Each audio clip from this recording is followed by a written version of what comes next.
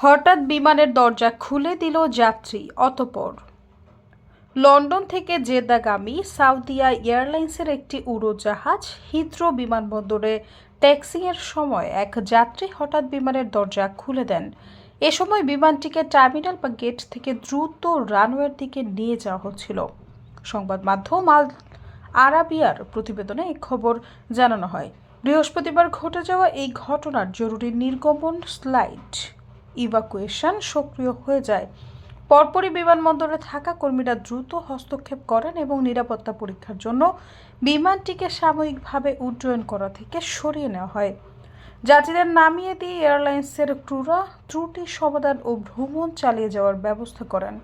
Saudia জানিয়েছে নিরাপত্তার সর্বোচ্চ অগ্রাধিকার ছিল এবং সমস্যা সমাধানের পর ফ্লাইটটি প্রায় 4 ঘন্টা বিলম্বিত হয় এবং পরে জেদ্দার উদ্দেশ্য ছেড়ে যায়। ঘটনাটি নিয়ে তদন্ত শুরু করেছে সংশ্লিষ্ট কর্তৃপক্ষ।